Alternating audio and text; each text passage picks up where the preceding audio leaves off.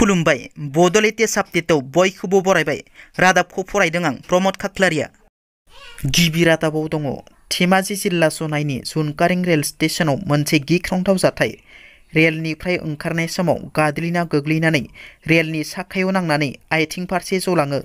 थांनाय मोनाबिलि समाव रङियानिफ्राय सानजा मुरखं सेलेक फारसे फैबाय थानाय पेसेन्जार रेलगारियाव धेमाजि जिल्ला जनाइ महकुमानि सिङाव थानाय नाहर समैमारि गामिनि 50 बोसोर बैसोनि नन्देस्वर दलिया धुकुवाखानानिफ्राय गगामुख रेलवे स्टेशनाव फैनानै गगामुख रेल स्टेशननिफ्राय गावनि न' फारसे मोनाबिलि ट्रेनाव गाखोबोनानै जुनकारिं रेल स्टेशनाव ओंखारनाय समाव फिस्लायनानै गोग्लैनाय जाउनाव रेलनि साखायाव नांनानै आथिं फारसे बायो। लोगो लोगो रेलाव गाखोबोनाय सुबुंफोरा जखम जानाय नन्देस्वर दलेखौ जनाइ देहा फाहामसालियाव लांनो बे रेलावनो दैखांनानै लाङो। जनाइ आसाम देहा फाहामसालियाव थिसननायनि उनाव जखम जानाय सुबुंखौ गाज्रिसिन जखम जानायखौ नुनानै गोजौ फाहामथायनि थाखाय डिब्रुगड़ आसाम मेडिकेल कलेजसिम दैथायहरो। बिटिसिआव कक्राझार आरो उदालगुरि मोननै लकसभा बियाब खालामनांगौनि दाबिजों कक्राझाराव बिपिएफनि 2 घन्टा धरना हाबाफारि।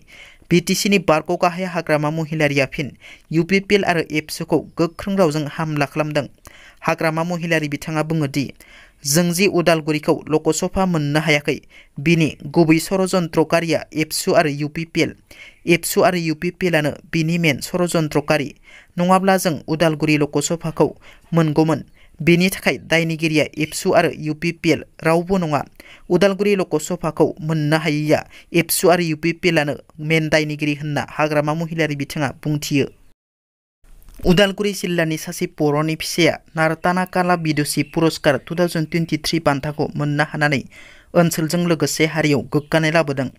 उदालगुरि जिल्लानि भकतपारा हालामनि सिङाव थानाय 1 नं माजागाव गामिनि धीरेन बर' आरो रिना दैमारिनि फिसाजो भारतनाट्यम मोसाखावरि सिनायथि दैमारिया मैया गुवाहाटी नोगोरमायाव खुंजानाय Mahapurush Srimanta Sankardev and Madhavdev international classical dance festival 2023 आव नारताना काला बिदुसि पुरस्कार 2023 बान्थाखौ मोननो हादों। उत्तर प्रदेशनि सासे लाइमोना अनलाइन गेम गेलेनानै पाकिस्ताननि 4 फिसानि बिमानि प्रेमाव गोग्लैयो। पाकिस्ताननि आइजोआ सिमना बारनानै उत्तर प्रदेश ग्रेटार नयडायाव सातसिन मुंनि सेंग्रानि न'आव मोनफैयो। पाकिस्ताननि आइजोआ गावनि 4 फिसाफोरखौबो लोगोआव लाना फैफायो। थांनाय 13 मेनिफ्राय पाकिस्ताननि आइजोआ भारतनि सेंग्राखौ लानानै नयडायाव भारा न'आव थाबाय दंमोन। नाथाय माखासे दाननि उनाव गोमोथाव बाथ्राया सोराङाव फैयो। बिनि उनाव पुलिसआ पाकिस्ताननि आइजोखौ खायो आरो दासान्दि सोंनाय फिननाय खालामगासिनो। पुलिसआ बलिउडनि किं खान मुङै बयजोंबो मिथिजानाय मुंदांखा फावखुंगुर शाहरुख खानआ आमेरिकायाव जखम जाना देहा फाहामसालियाव थिसनजादों। मिथिनो मोननाय बादिब्ला शाहरुख खानआ आमेरिकानि लस एन्जेलिसआव गावनि फैगौ सावथुननि शुटिं खालामबाय थानाय समावनो गन्थंआव जखम जायो। जखम जानाय फावखुंगुरखौ लोगो लोगो देहा फाहामसालियाव थिसननाय जायो। दिनैनि रादाबा एसेनोसै। नोंथांमोना जुदि आंनि रादाबखौ खोनासंनानै मोजां मोनदोंब्ला अन्नानै लाइक, शेयार आरो साबस्क्राइब खालामनो दाबाव। गोजोन्थों।